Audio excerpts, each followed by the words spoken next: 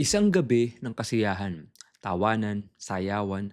Para sa 18 anyos na si Phoebe Fructoso, ito ay dapat isang gabing hindi malilimutan kasama ang mga kaibigang itinuring niyang pamilya. Pero sa isang kisap mata, ang tawanan ay napalitan ng pait. Ang mga taong pinagkakatiwalaan niya, ang mga kaibigan na dapat ay nagpoprotekta sa kanya, ang siya palang magiging mitya ng kanyang pinakamadilim na bangungot. Gang rape, isang salitang kisakit bigkasin, lalo na kung ang mga salarin ay ang mga taong itinuring mong barkada. Ngayong gabi, hindi lang natin hihimayin ang krimen, kundi ang mas matinding laban para sa hustisya na tumagal ng maraming taon. Noong siya'y 18 years old pa lamang, inimbitahan si Phoebe sa isang inuman. Sa gitna ng gabi, nawalan siya ng malay. Nang magising siya, huli na ang lahat. Hindi lang isa, kundi 5 lalaki na itinuturing niyang kaibigan ang humalay sa kanya. Ang masakit, ang mga salarin ay hindi mga estranghero. Sila ay mga anak ng mga maimpluwensyang tao. Mga taong akala ni Phoebe ay may dangal. Sa loob ng mahabang panahon, ang trauma ay naging isang madilim na anino. Ang takot na walang maniwala, ang hiya na idinidikit sa biktima, at ang banta ng mga makapangyarihang pamilya ang nagpatahimik sa kanya. Ngunit may hangganan ang pananahimik. Ang sugat na hindi naghihilom ay naging lakas para lumaban. Hindi naging madali ang paghahanap ng hustisya. Sa Pilipinas, ang mga kaso ng rape ay madalas na nababaon dahil sa victim blaming o kaya naman ay dahil sa impluensya ng mga akusado. Hinarap ni Phoebe ang pananakot ang matinding backlash mula sa mga taong kumakampi sa mga sospek.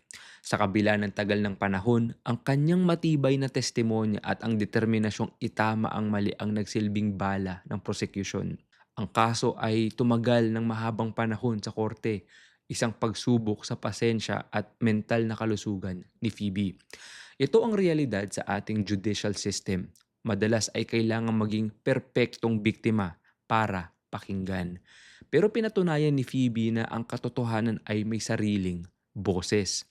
Ang hatol, matapos ang mahabang laban, lumabas ang hatol. Napatunayan ng korte ang sala ng mga akusado, sila ay hinatulan ng habang buhay na pagkakabilanggo.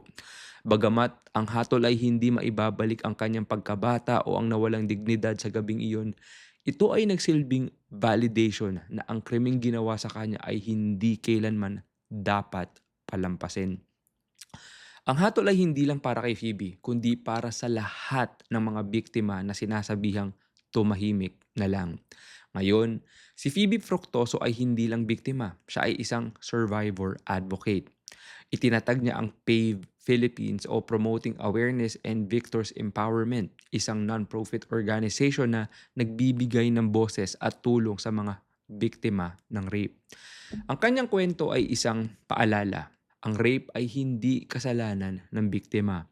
Kahit ano pa ang suot mo, kahit gaano ka pa kalasing o kahit sino pa ang kasama mo, ang hindi ay laging nangangahulugang hindi. Hanggang kailan natin hahayaang ang kultura ng panggagahasa ang manaig sa ating lipunan? Ang hustisya ay hindi nagtatapos sa pagkakakulong ng mga may sala.